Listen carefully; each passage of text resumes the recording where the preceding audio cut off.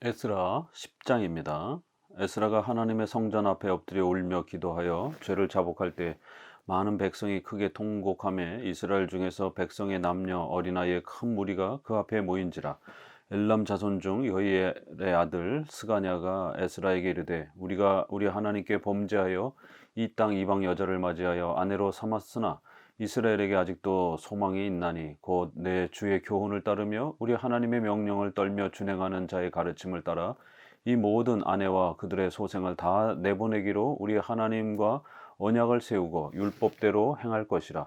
이는 당신이 주장할 일이니 일어나소서 우리가 도우리니 힘써 행하소서 하니라. 9장에서부터 이제 10장 2장에 걸쳐서는 에스라의 이러한 윤리개혁, 기독교 윤리에 대한 개혁의 어떤 방향으로 나아가야 되고 어떤 기준에 의해서 진행이 되어야 되는지를 상세하게 소개를 합니다. 포로에서 돌아온 백성들이 성전 건축을 중심으로 해서 제사와 예배를 개혁하는 신앙의 이러한 본질을 회복하고 개혁하는 것이 가장 중요한 내용이었고, 그 다음에는 반드시 신앙의 회복이 되면 그 구원의 열매로서 따라와야 되는 그러한 또 성화와 생활의 이러한 소중한 기독교 윤리의 중요성을 이제 더불어서 가르치면서 구원의 이러한 신앙의 자리와 윤리와 생활의 이러한 균형이 상호 조화롭게 잘 유지되는 것이 기독교의 본질이다라고 성경은 가르칩니다. 비록 우리가 행위를 통해서 착해서 구원받는 건 아니지만 기독교는 반드시 오직 믿음으로 구원받는다라고는 이 신앙의 우선적 가치를 강조하되 그 열매로서 반드시 기독교 윤리, 성화의 이러한 생활의 변화에 대한 부분들을 강조하고 또 소중하게 다뤄야 됩니다. 예, 구원의 조건으로서는 이렇게 강조하진 않지만 구원의 그 열매로서의 성격은 우리가 충분히 강조해서 우리 기독교인들이 세상 속에 나아가서 빛과 소금의 역할을 할 수 있도록 또 우리 성도들 개개인 자신이 성화되어져 가는 또 이러한 거룩한 열매를 맺을 수 있도록 우리 교회에서는 기독교 윤리의 중요성을 또 충분히 가르쳐 줘야 되는 것입니다.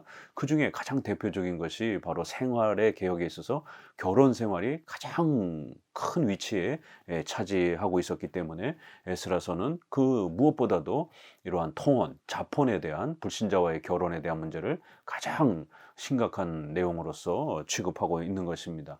결국 그 결혼을 통해서 직장 생활, 사회 생활도 하는 거고 국가 시민으로서의 또 이런 역할도 하는 것이고 또 그 가정이 기초가 되어서 교회 생활도 유지해 가는 것입니다.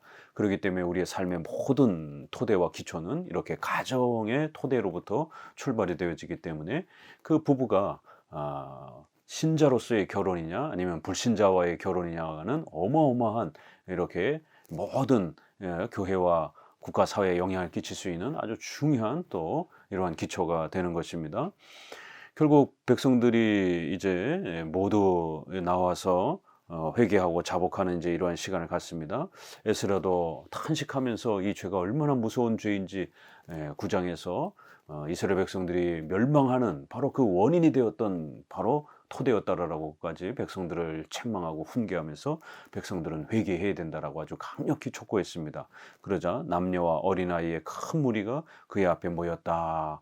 이렇게 해서 항상 성경에서는 회개 운동이 일어나면 어린아이들까지 청소년들까지 이렇게 모두 하나님 앞에 신앙의 책임을 다하는 이러한 모습이 소개가 됩니다.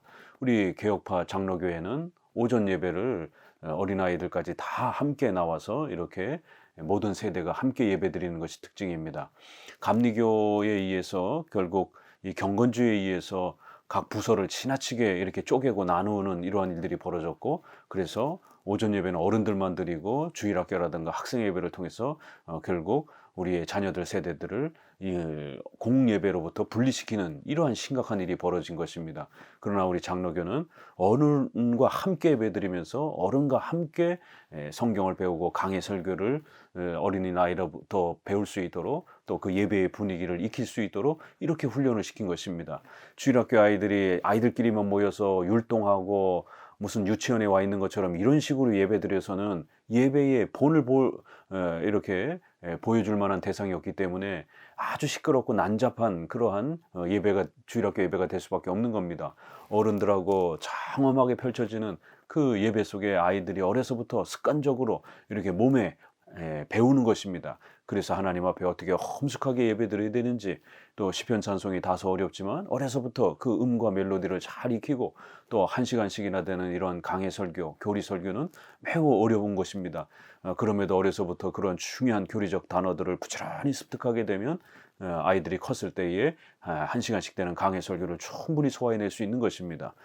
그런데 어려서부터 이러한 엄숙한 예배와 경건한 예배, 또 교리 공부, 강해 설교 이런 것들 훈련을 안 시키게 되면 그 아이들이 고등학교가 되고 청년이 되어 가지고 맨날 재미있게 놀다시피 하는 그런 예배로만 훈련됐던 애들이 성인이 돼 가지고 이렇게 엄숙한 예배를 아이들이 견딜 수 있겠습니까? 1시간씩이나 되는 강해 설교를 들을 수 있겠습니까?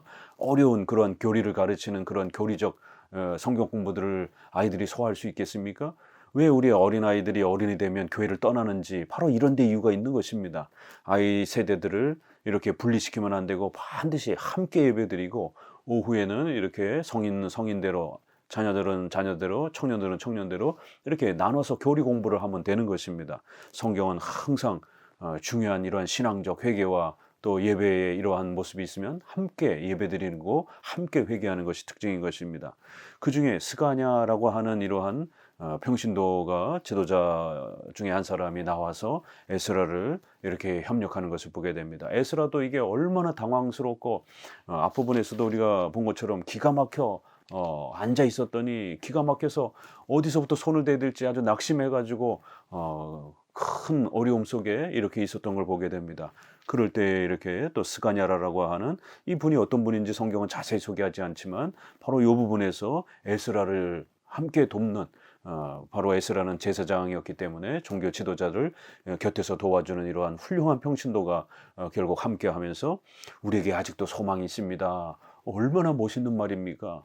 이 전부 낙심하고 목사님조차도 지금 속이 상해가지고 이렇게 거의 좌절하다시피 이 백성들을 과연 고칠 수 있을까라고 정말 이렇게 낙담하는 이런 엄청난 이 죄 앞에서 좌절하고 고통스러워하는데, 이 평신도가 가까이 오셔가지고는 목사님 힘을 내십시오. 그래도 우리에게 소망이 있습니다. 왜 소망이 있습니까? 당신 곁에는 아직도 하나님의 말씀을 두려워 떨고 당신의 그러한 진정한 하나님의 말씀을 귀담아 듣고 실천하려고 하는 훌륭한 성도들이 아직도 남아 있습니다. 곁에 있습니다. 하나님의 말씀의 그 명령을 떨며 준행하는 바로 그러한 자들이 남아 있습니다. 바로 하나님 앞에 제사장 에스라가 말씀을 전하는 대로, 하나님의 뜻을 전하는 대로 결단하고 그 아내와 자식들을 내보내기로 과감하게 용기 있게 결단하려고 하는 그러한 성도들이 아직 남아 있습니다. 적지만 그래도 용기를 내십시오. 이런 평신도, 이런 지도자의 또 이러한 협력이 얼마나 에스라에게 큰 힘이 되었겠습니까? 이렇게 시대마다 교회 개혁의, 종교 개혁의 이러한 귀한 역사는 항상 종교 지도자와 훌륭한 평신도들이 함께 협력할 때 더 큰 힘을 발휘합니다. 루터가 그 엄청난 종교를 할 때 결국 비텐베르크 성중 그 비텐베르크의 그 95개 조항을 발표함으로 인해서 유럽에 큰 어마어마한 이제 격동이 일어났을 때 천주교 사람들이 결국 루터를 죽이려고 이렇게 어마어마한 모함을 하려고 하는 그런 상황 속에서 이 발트부르크 성주가 루터에게 감동을 받아서 오고 가는 그런 모든 것을 군사로 보호하고 결국 보름스 회의에 이렇게 오라고 그래놓고는 이제 암살하려고 준비할 때에 이 발트부르크 성주가 돌아가는 길에 루터를 그렇게 몰래 빼돌려 갖고 자신의 성에다가 안식처를 마련해주고, 거기서 루터가 독일어 성경 번역을 하고 수많은 공부들을 할 수 있는 훌륭한 종교 지도자로 더 성장할 수 있는, 또 수많은 종교 개혁을 일으킬 수 있는 엄청난 이러한 결과물들을 결국 만들어내는 것입니다. 이 발트부르크의 성주가 이런 그 헌신이 없었다라면 루터는 결코 그 종교 개혁을 감당하지 못했을 것입니다. 또 칼빈도 칼빈과 같은 훌륭한 선생님이 존재하고, 또 그의 많은 저작물들을 곁에서 성도들이 묵묵히 그거를 출판해주고, 칼빈을 경제적으로 도왔던 수많은 그 상공인들, 이런 사람들이 곁에 없었다라면 칼빈의 이러한 저작들이 유럽에 영향을 끼칠 수 있었겠습니까? 이렇게 훌륭한 평신도의 또 섬김과 또 협력함이 오늘 우리 시대에도 교회를 개혁하고 다시 한번 신앙을 이렇게 세우는데 또 엄청난 미랄이 된다는 사실을 우리 성도들은 기억하시고 하나님 앞에 이러한 또 비전과 사명을 가지셔야 됩니다.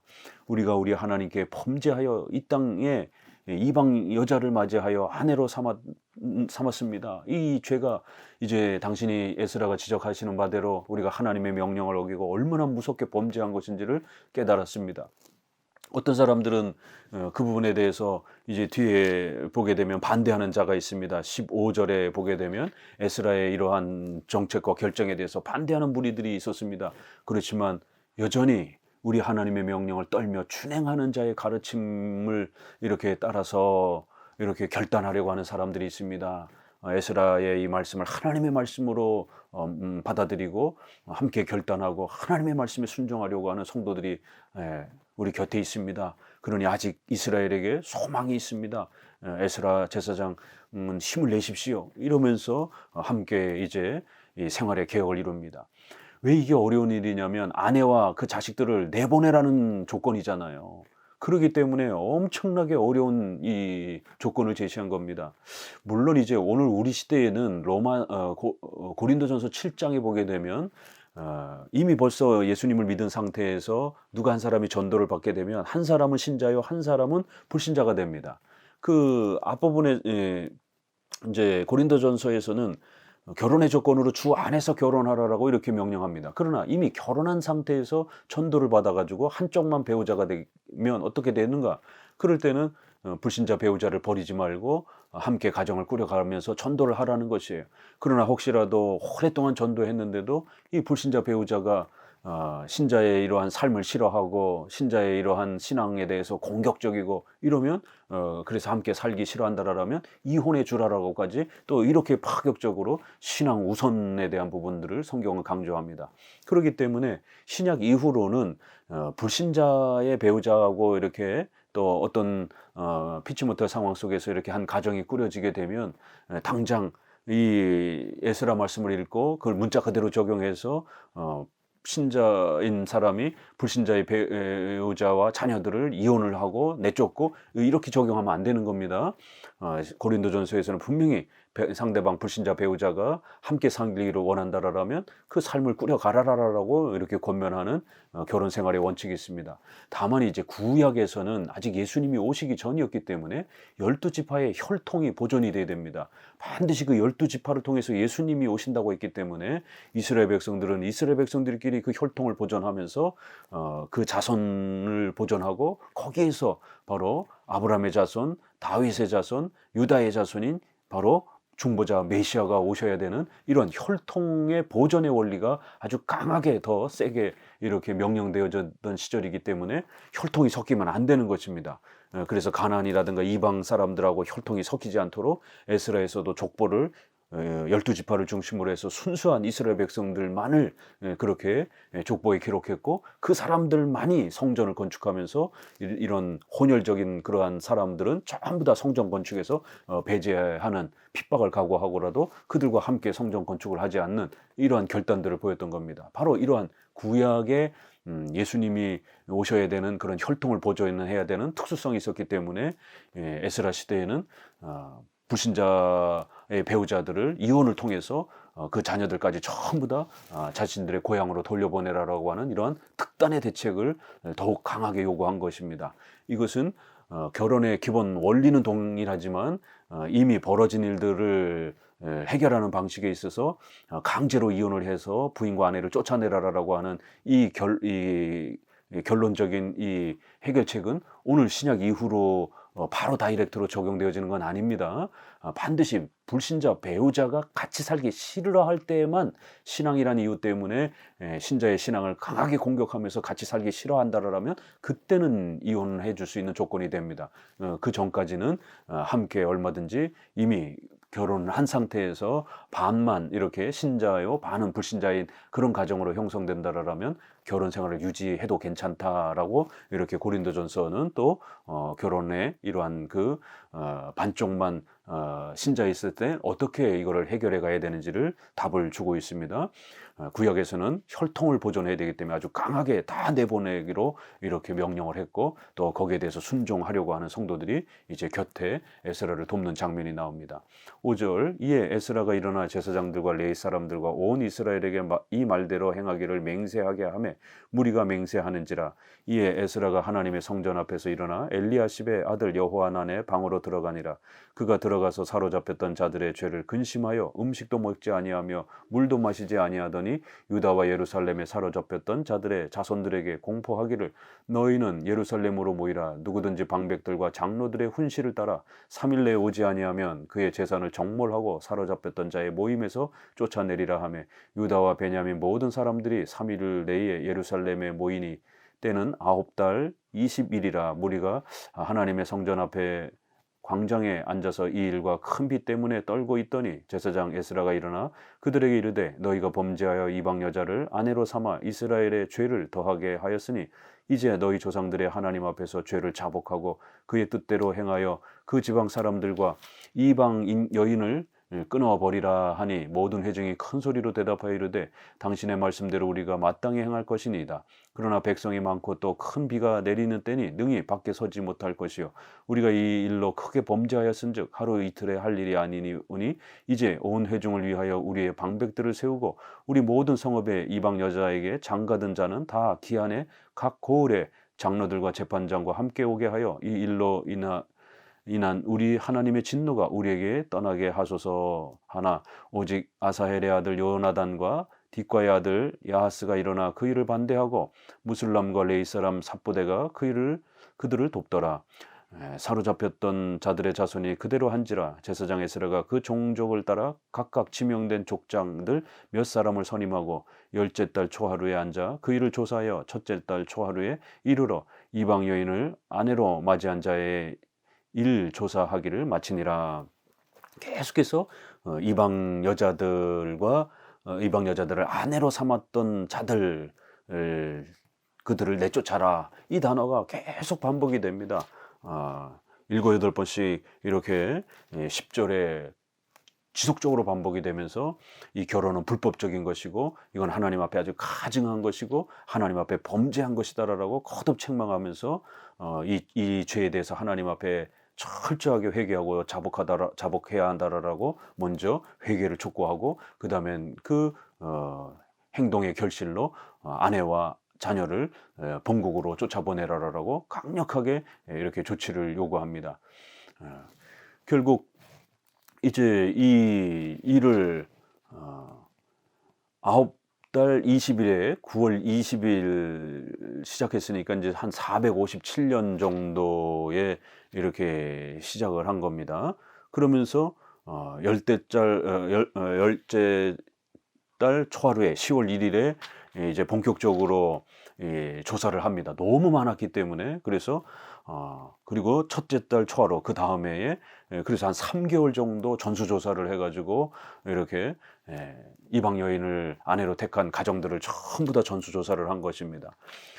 결국 이 숫자가 너무 많아가지고 한꺼번에 해결을 하려고 에스라는 다짐을 하고 이렇게 촉구를 했지만 비도 내리고 또 사람 숫자도 이제 워낙 많고 이러다 보니까 함께했던 지도자들이 지금 환경이 어린아이들도 그렇고 이렇게 노약자들도 그렇고 다 나와 있는 상태에서 이렇게 비를 맞으면서 계속 이렇게 있기에는 건강을 해칠 염려가 있습니다. 또 그리고 너무 많기 때문에 이게 하루아침에 다 조사를 하기가 어렵습니다 라고 이렇게 자초지종을 충분히 얘기해 주니까 결국 좋다 그러면 이제 백성들을 돌려보내고 결국 지도자들이 전수조사를 해서 결국 그 명단을 이렇게 가져오게 되는 것입니다.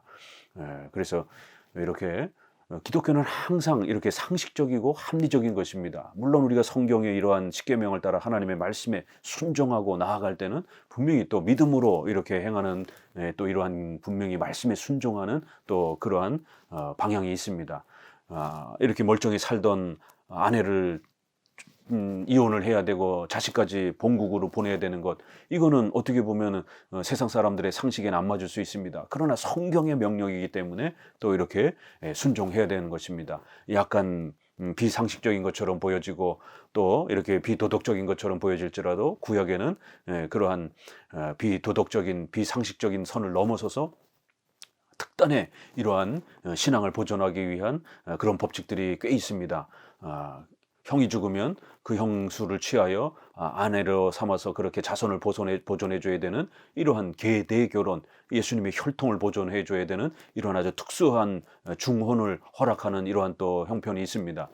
그렇기 때문에 성경의 이러한 또 명령은 신앙이 우선이기 때문에 때로는 이렇게 일반적 상식을 넘어서는 그런 하나님의 명령이 있습니다. 그러나 그렇지 않은 일반 보편적인 또 그러한 삶에 있어서는 우리가 이성적이고 상식적인 또 이러한 부분들을 존중하는 것입니다. 그래서 항상 특별 계시, 성경과 일반 계시, 우리의 의식주의 삶의 문화 이런 부분들을 사용해서 우리가 하나님의 뜻을 찾아가는 것입니다. 이것이 개혁주의 방식인 것입니다. 여기서도 이렇게 아내를 내쫓아야 되는, 이혼해야 되는 이런 하나님의 명령, 상식을 넘어서는 명령, 그럼에도 불구하고 이렇게 비가 내리는 이런 열악한 상황 속에서 이걸 한꺼번에 다 정리할 수 없기 때문에 백성들을 돌려보내고 이렇게 순차적으로 조사를 합시다라고 또 이렇게 백성들이, 지도자들이 청원하니까 에스라가 거기에 그래 그 말도 옳다라고 하면서 또 이렇게 상식적으로 합리적인 선에서 또 이렇게 결정을 해서 이 일이 잘 마무리될 수 있도록 그렇게 조치를 취합니다. 그럴 때 이제 15절에는 반대하는 자들이 분명히 있었던 것입니다.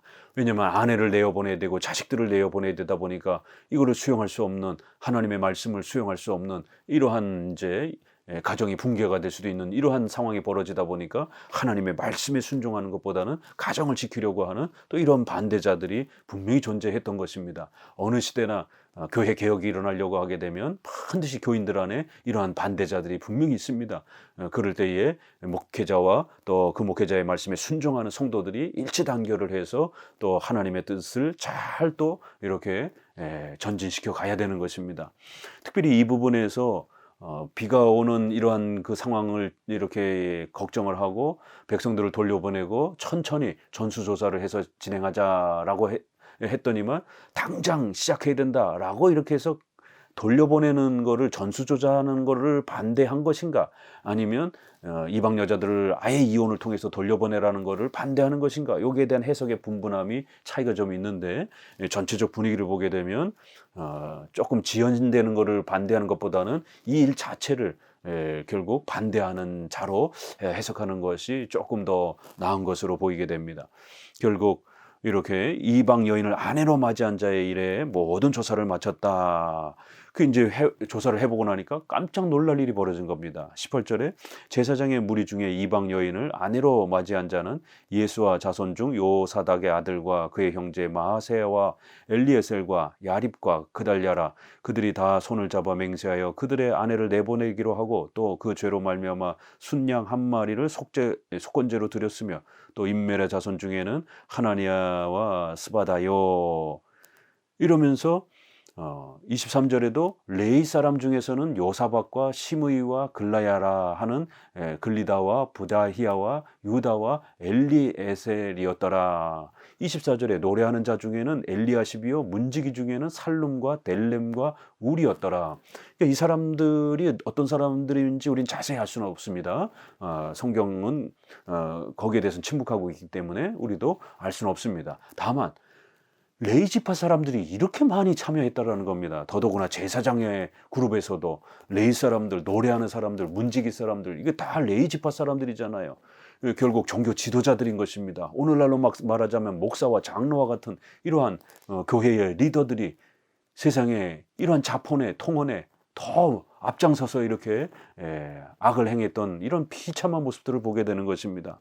그래서 제사장 무리 중에 이방 여인을 아내로 맞이한 자들은 이런 사람들이었다. 수천 년 동안 이 사람들의 이름이 오늘 우리에게까지도 반복이 되면서 경고를 주는 것입니다. 목사가 돼가지고 불신자랑 결혼해가지고 목회하겠다고, 이게 얼마나 어처구니가 없는 것입니까? 그렇기 때문에 장로님이 될 사람이 불신자랑 결혼을 하고 이런 모습을 보이면 안 되는 것이죠. 그렇기 때문에 이스라엘 백성들 안에 이렇게 종교 지도자들조차도 이방 여인들과 결혼을 하면서 하나님의 명령을 무시하고 생활이 엉망이 되었던 이러한 비참한 현실들을 에스라의 이 조사를 통해서 발견하고 특단의 대책을 조치를 취한 것입니다. 그래서 그들의 아내를 내보내기로 결정하고 그리고는 이제 속건제로 하나님 앞에 회개의 제사를 드리는 것입니다. 다행히 이러한 제사장들이 이렇게 순종하면서 레이지파 사람들이 또 순종하면서 이 에스라의 개혁에 또 참여를 한 것입니다. 25절 이스라엘 중에서는 바로스 자손 중에서는 라마와 이시아와 말기야와 미야민과 엘르아살과 말기야와 브나에오 이렇게 이름들이 쭉 소개가 되고요. 44절에 이상은 모두 이방 여인을 아내로 맞이한 자라 그 중에는 자녀를 낳은 여인도 있었더라. 이렇게 앞에 먼저 종교 지도자들의 죄를 소개하고 뒷부분에서는 이제 이스라엘 백성들 중에서 11지파 중에서 이렇게 또 자폰을 통혼을 했던 사람들을 이 명단을 쭉 소개하면서 결국 이들이 반드시 하나님 앞에 회개해야 되고 아내들을 돌려보내야 된다라고 이렇게 결론을 내리고 있습니다. 그 중에는 또 자녀를 낳은 사람들도 있다라는 겁니다. 이 자녀가 있으면 더 이혼하기가 돌려보내기가 쉽지 않잖아요. 이거 인간의 본성 아닙니까? 자식을 아끼는 것은. 그러나 이러한 신앙을 개혁하기 위해서는 때로는 우리 인간의 본성을 또 넘어서야 된다라는 것입니다.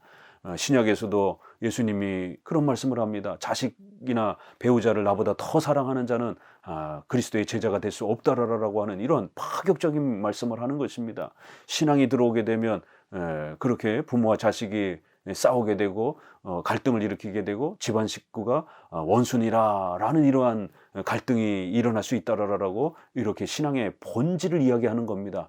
그렇다고 해서 우리가 가족들과 싸워도 된다 이런 뜻이 아니라 이렇게 신앙이 들어오면 가족이랄 조차도 가장 친하고 가까워야 되는 혈육인 이런 사람들조차도 신앙을 이해를 못한다라는 겁니다. 그래서 갈등을 일으키게 되고 싸우게 된다라는 거예요.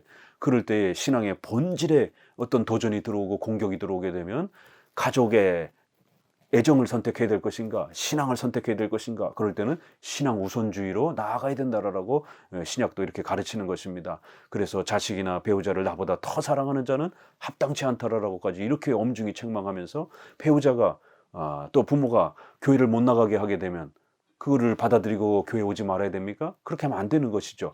저항하면서 교회에 오셔야 되는 거예요. 가족의 애정보다는 하나님의 명령을 더 우선시해야 되고 하나님을 사랑하는 것을 더 우선시해야 되는 것입니다. 이렇게 에스라는 많은 또 이 통혼에 참여했던 사람들 명단을 쭉 소개하면서 이스라엘 백성들이 얼마나 많이 이렇게 십계명과 관련된 이 7계명의 이런 말씀들을 놓치고 생활이 망가진 상태에서 살았는지를 보여주면서 이렇게 신앙의 개혁이 되려면 반드시 윤리의 개혁이 필요하다라는 것. 윤리의 개혁이 되려면 반드시 신앙이 교리가 성도들에게 바르게 세워져서 개혁이 되어야만이 또 이렇게 일어날 수 있다. 그래서 신앙과 윤리의 개혁은 항상 상호 조화롭게 펼쳐져야 된다라고 종교 개혁의 원리와 성질과 방향을 우리에게 가르쳐주고 있습니다. 감사합니다.